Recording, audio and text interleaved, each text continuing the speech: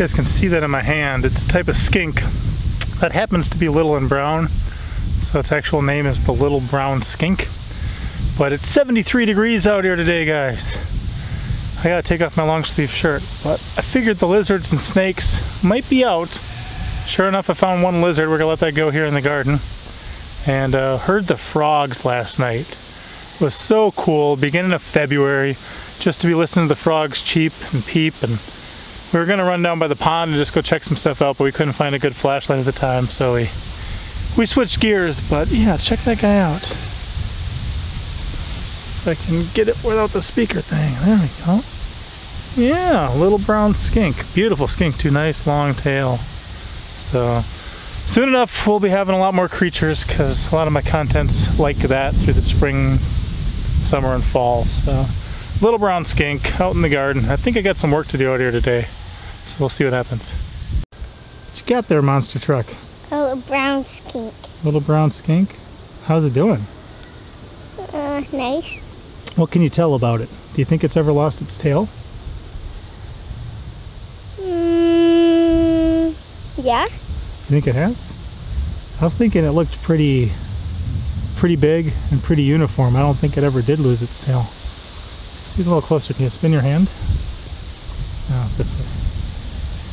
There we go. Yeah, I think that's a pretty big uniform tail. I don't think it ever lost its tail.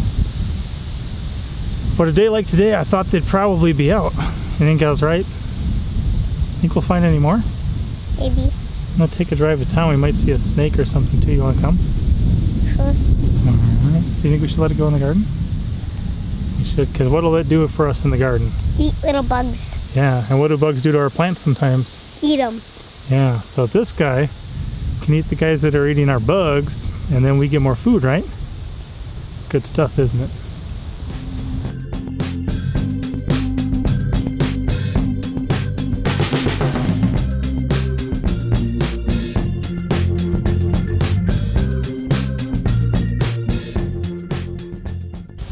So making the most of your gardening area is often a very important thing, especially for those of you who have smaller acreage or maybe live in a city. I've got a little more freedom and a little more land to devote than a lot of people would probably even be comfortable with. So the way I'm building my garden is a little bit different, but I'm still trying to include things that make sense. Like for instance, behind me are 2 raised beds. Over those raised beds is a cattle panel archway, and then behind that a bamboo one. I'm actually going to redo that bamboo one and set it up for my oldest son to be growing some snake bean gourds this year.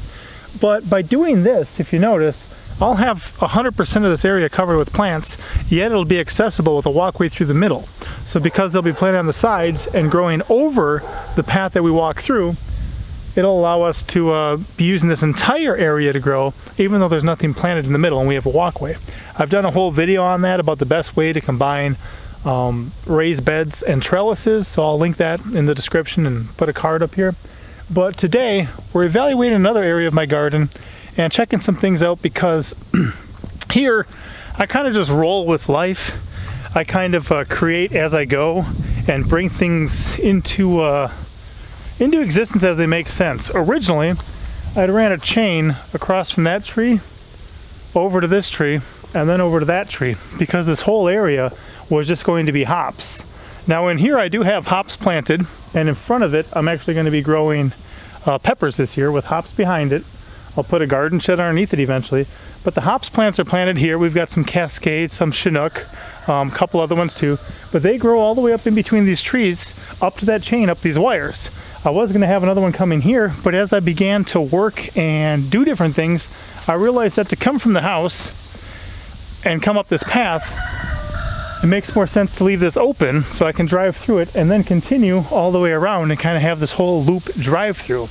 That's one of the things that I hadn't thought about ahead of time, but with the size of my garden, the amount of stuff like mulch and rock I'm bringing in, it makes a lot of sense. So here in my garden, a couple things.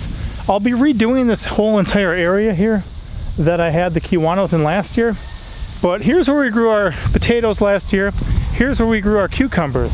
I don't really need this walkway here between these two, so I'm actually going to run the rocks straight and fill that in with some compost, some rabbit manure and stuff, and plant it. And then I'll have a walkway right here, but that'll give me an extra 6 or 8 square feet of gardening space. And the same thing over here.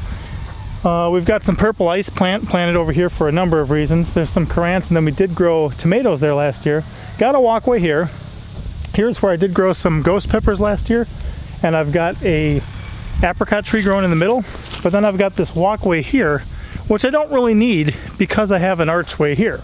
So this archway is where we grew Chinese red noodle beans last year, and then I decided to plant peppers in between these two because there was a walkway here too, which didn't make much sense, and then another archway here. So this one's already filled in, but today I'm going to be removing the mulch from here, and we'll just move it over there where I'm continuing to build and tame the rest of this area, and then just have that extra pretty much 10 square feet of gardening space, and that can really produce a lot more food for my family.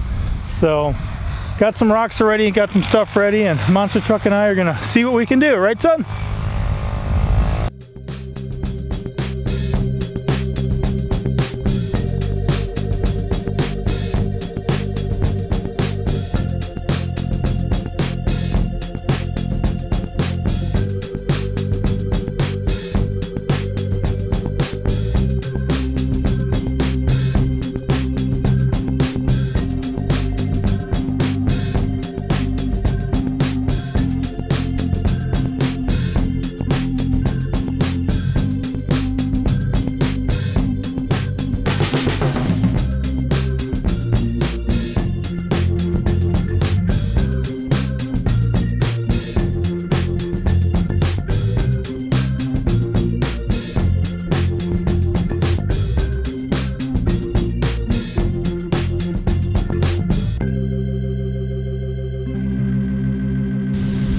So I lost my little helper for lunchtime, but that's okay. I gotta head in there myself in a second.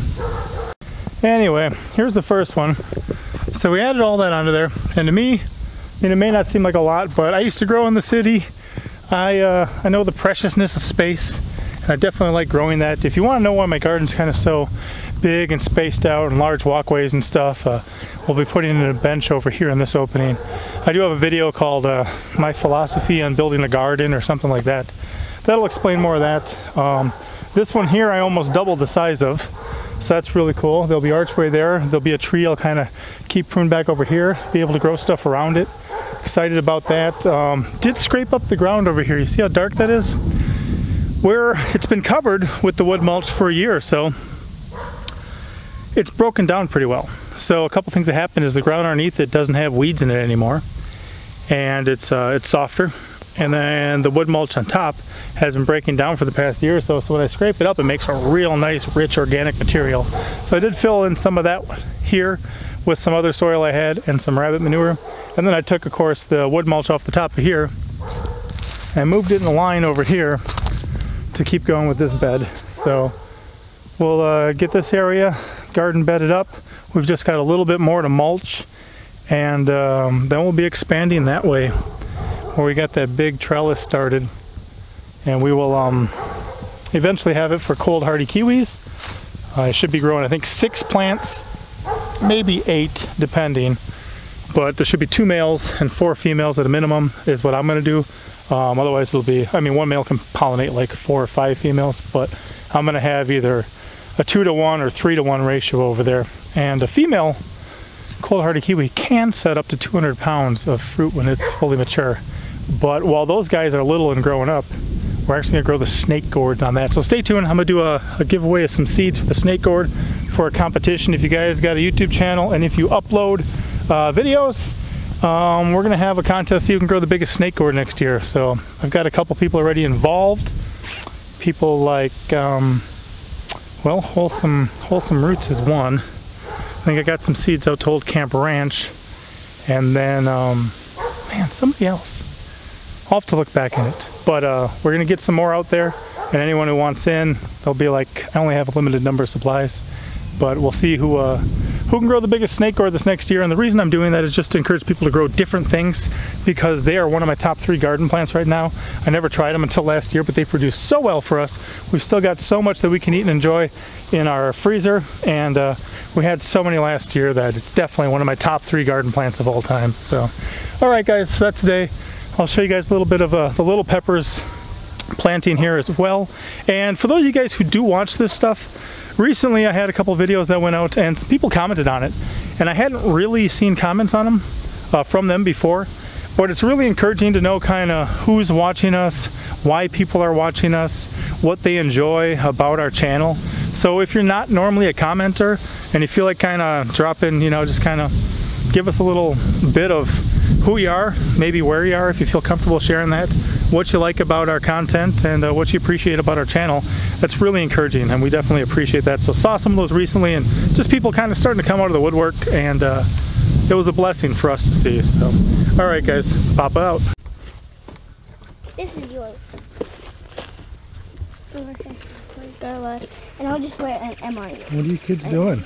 We're planting flowers. And you're each making your own? Yeah. You're helping each other write names? Mhm. What kind of flowers do you kids got? What do you got, Monster Truck or Red Pepper? I'm planting Annual some of cut these. flowers? What do you got? Phlox?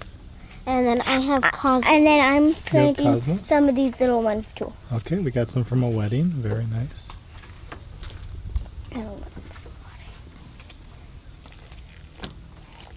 What's the little one doing?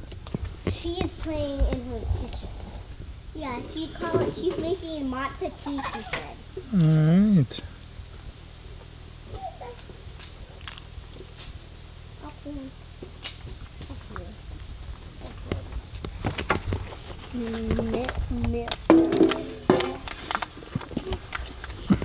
Buddy, are you helping?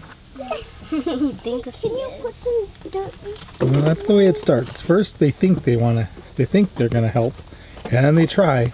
And if you let them try, eventually, they'll actually be helped, right? You're 7. What do you got on your shoulder there, son? A bow? A bow? Where'd you get it? Walmart? No. Target? Target sounds like a good place to buy a bow. No, I made it. Made it. Can you turn around quick? Oh, very nice. So you got a stick that's kind of bent, and then what's the other thing? Rubber band. Rubber band. What do you shoot? Sticks? Yeah. You pretty good with them? Kebab stick thing. Yeah. Did you get anything yet? Huh? Did you shoot anything yet? I almost shot 2 little chipmunks. Did you shoot any targets? Yeah. Alright. Practice makes perfect, right?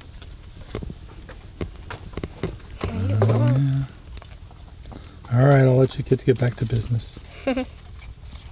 As always, I'm Papa Pepper, and I'd like to remind you, don't post for free. If you'd like to be part of a revolution in social media, an economic power to the people where users can actually blog for cryptocurrency, then I'd recommend that you check out steemit.com and join the revolution. Papa out.